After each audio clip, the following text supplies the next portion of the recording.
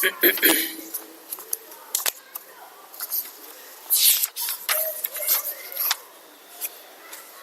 ونصلي على رسوله الكريم أما بعد سبحانك لا علم لنا إلا ما علمتنا إنك أنت العليم الحكيم اللهم رب اشرح لي صدري ويسر لي أمري واحلل عقدة من لساني يفقهوا قولي إن الله وملائكته يصلون على النبي يا أيها الذين آمنوا صلوا عليه وسلموا تسليما اللهم صل وسلم على سيدنا محمد وعلى آل سيدنا محمد وبارك وسلم. Honorable, respected ulama kiram, hufaz kiram, brothers and elders, mothers and sisters, assalamu alaikum wa rahmatullahi ta'ala wa barakatuh.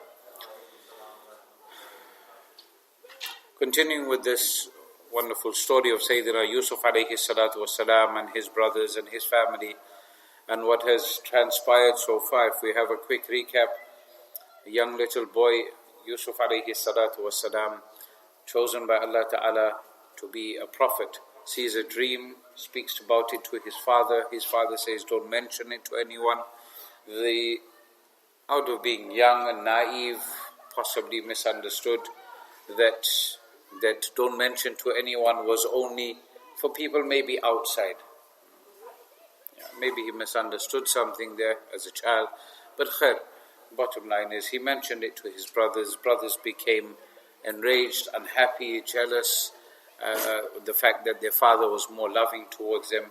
And generally you find a lot of times you have a child, the eldest one, you find a lot of times the parents will, anything is wrong with the child, 2 o'clock in the morning, that they will run with that child to the hospital and doctors and here and there, thinking anything and everything is wrong. By the time the 4th and 3rd, or maybe even sometimes with the second child comes, it's alright, just give them paracetamol, they'll be fine. Easier that way, isn't it? Instead of going and sitting in the car park, NHS bichara, they broke, so they got to charge you car park fees. Mind you, parking at night is cheaper. I know, experience, all the night visits to the hospital. So khair, Yusuf alayhi salatu wasalam has told his brothers now start plotting and planning. Our father, he doesn't know what he's doing here, he's loving the baby more than he's loving us. Doesn't he realize? But he loves everyone. Yeah? Wasim, he loves you too. Don't worry. I know you're naughty, but he loves you too. I don't know. I have to check with Shams. Sam. So khair, the father does love them. The children don't see it. They're blinded by jealousy and hatred and dislike for Yusuf alayhi salatu wasalam. And as I've said before, jealousy is something that can take you to murder. Yeah, and we saw it in the story of Habil and Qabil.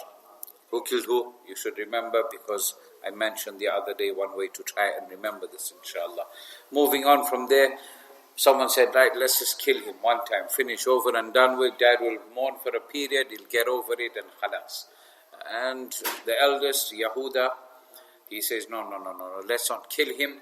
Let's just throw him in a well far away. Someone will take him away from here, he'll be gone from our place and we'll be okay. So what happens? They go sweet talk the father, send him with us. Dad says, no. You know what, I have to look after him, I'm worried about him. And he explained his reservations and also mentioned that if I have to send him with you, then Allahu Alam, you're not going to be mindful and careful enough of him, and a wolf might come and just devour him.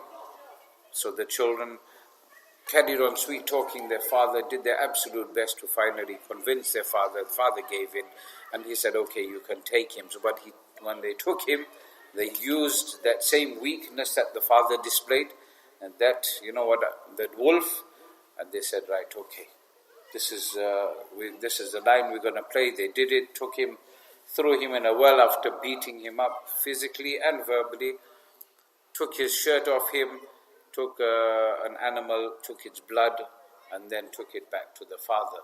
They came with a shirt, but the shirt had not a single tear in there.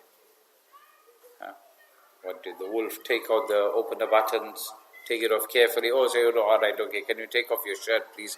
I'm about to eat you up. Just lay it down and lay on top so only your blood goes on there. No. Say they messed up. The father picked up, but he didn't keep on interfering in it. His faith was in Allah subhanahu wa ta'ala. Some narrations say, some people question, why is it that he didn't immediately send out a search party? He was a messenger of Allah Ta'ala. Allah is the one. And if you look about Nabi sallallahu ta'ala alayhi wa sallam, Allah Ta'ala says in the Quran, وَمَا يَنْتِقُ عَنِ الْهَوَى. He doesn't speak whatever he wants to speak. In huwa illa wahyu yuha. Allah Ta'ala inspires Nabi Kareem sallallahu ta'ala alayhi wa sallam to speak. So, I'm quite sure that similar sort of thing would have been with Yaqub alayhi salam controlling his mind. When we make dua, Ya muqallib al-qulub, oh, the one who is the turner of the hearts. Ya muqallib al-qulub, Ya thabbit qulubana ala dini. Ya musarrif al-qulub, sarrif qulubana. You're asking the one that controls the hearts. The heart is inside you, but Allah is closer to you than your jugular vein. Allah is very close to you. So Allah Ta'ala is the one who has full control over everything and anything and everything, inshallah. So now these brothers took him, they put him inside the well. As I mentioned yesterday, a caravan took a wrong turn, ended up sending their water boy to that well, who dropped the bucket in to get water, and Ya Bushra, wow, mashallah, what came out? Hada Ghulam, a young man, a young handsome little boy comes out. They take him, they hide him away. The brothers come back after some time because they were keeping an eye on him to make sure he goes from there. They come back and they find he's not in the cave, in the well, sorry. So then what do? They go searching for him. Maybe somehow he got out. Then they see the caravan. They meet the caravan. They see Yusuf alayhi salam. They say, oh, Yusuf is here. They lie to the caravan also. You see, just for their father's love, what they are doing. They started making up stories. They said, oh, this guy, yeah, he's one of our slaves, but he keeps on running away. You know what, you can have him, just give us something. Pay us a nominal amount for it. وَشَرَوْهُ بِثَمَنٍ بَخْسٍ دَرَاهِمَ مَعْدُودَةٍ. Just a couple of quid. Just give me a couple of quid. There were 10 brothers. Yes, 10 brothers. Binyamin wasn't part and parcel of this. Binyamin, you know who Benjamin was? Anyone? Jay? At the moment. Who was Benjamin? Who was Binyamin? Yusuf alayhi salam's brother. I'm just checking. And one is like, who's Binyamin? Who's Benjamin? We don't know who you're talking about. Yeah.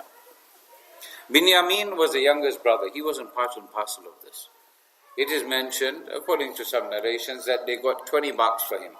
They got 20 dinars for him. 10 brothers, they all got two dinars each.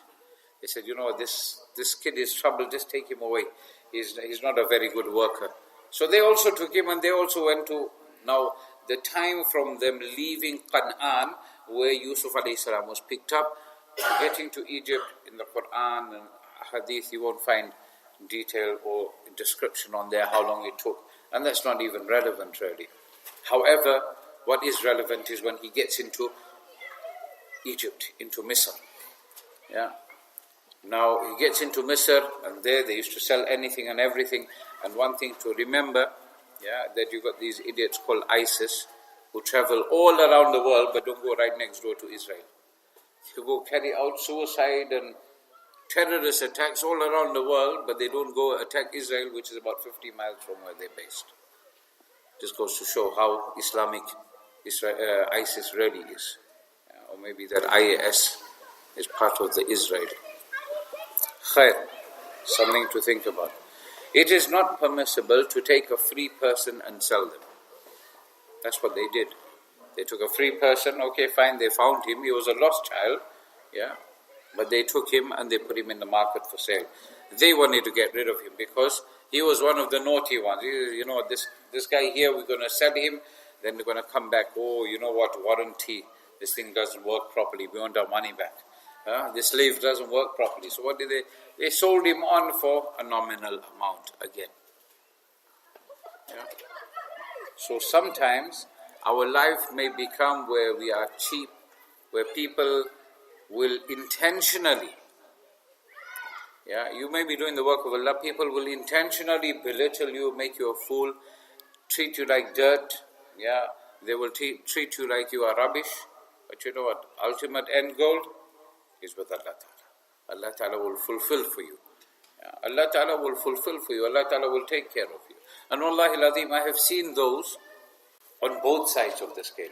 Those who were insulting and those who were insulted.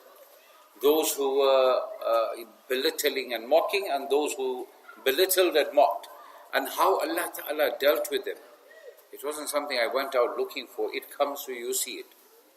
And I'm sure if you ask Muhammad Khalil, so mashallah, he's well traveled, he will also tell you that you see these things happening. You're not happy to see another Muslim, another person suffer. But you know what's the beauty part? How do you think Musa alayhi salam got as strong as he did? Who made him strong? Who made Musa alayhi salam strong? No. Allah subhanahu wa ta'ala to here by physically on the face of this earth. Who made Musa alayhi salam strong? Fir'aun. His biggest enemy made him the strongest person. He brought out the good in him. Yeah, Fir'aun sees some crazy dream. He's never slept peacefully after that again. Now Ustad explains, he says that he saw that dream. He went and got it interpreted. And the interpretation of the dream said,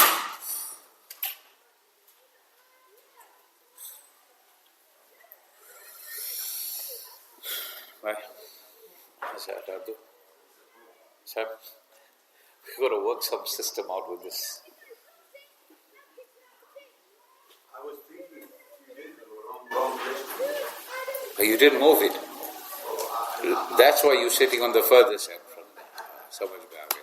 Mauli Sahib, aap bach gaye, right? Huh? No. No, if you see something, you need to speak about it. It's important. Khair, alhamdulillah, nothing happened. One brother is requesting, make special dua for my son who's doing GCSE. So, mashallah, many children are doing their GCSEs. They've just started in the month of Ramadhaan, and many of them, mashallah, Eid meal, they'll be having sandwiches in the examination hall because some of them got 2 exams on Eid day, depending on when we look and sight the moon. How many of you saw the moon last night? Just before Sehri? Or after Fajr? Before Fajr? Mashallah, looking very close to a full moon. Mashallah, beautiful. At times like that, when you see the moon, especially when it's big, tonight is what night? 12th night. Take your wife, hold her hand, take her outside and say, honey, see there's the moon, there's your honeymoon sorted, khalas, and then go to sleep. Alright? At least you can't say you don't take her on honeymoon. Jid? Sun? Yeah? The moon is shrunk. But as long as the pieces don't come down this way, then it's alright. Alhamdulillah. As long as we're safe. So, khair. So, Fir'aun doesn't have a bit of sleep. He's panicking. Now, the person who interpreted the dream has told him that this child that is going to be born, who is going to destroy your whole kingdom, that child is only going to be born every other year. So maybe it was every odd year or even year, I don't know. Maybe if you know, you can help me here. But khair, he won't be born, at any time. He'll be born either in the odd years or the even years. So every of those years that the children were being born in, this idiot is not having any sleep whatsoever, and all the children are being killed. Allah Ta'ala chooses for Musa alayhi salam to be born in that year, not in the year where the children are not being killed. All the male children that were being killed by Fir'aun, that is the same year that Musa alayhi salam was born in. And then what does Allah Ta'ala do? Tell the mother, you just put the child in the Moses, real, genuine Moses basket. Not the one you pay £400 or £500 for, get ripped off, and use it for 6 months, and then you know what happens, you don't use it again. Put him in there, and then he takes him to Musa alayhi salam. Musa, you look after him now. You're scared of him, he's going to bring your kingdom down, Allah is sending him there. Now you look after him. And what did he say? The wife says, oh, so cute baby. Every baby looks cute. When they grow up, sometimes they try to look cute, but all the builders plaster, it doesn't work, unfortunately. So khair, any case, she sweet talks him. The only one who had Fir'aun wrapped around the fingers was the woman. How many of you are wrapped around your fingers? Or wrapped around their fingers?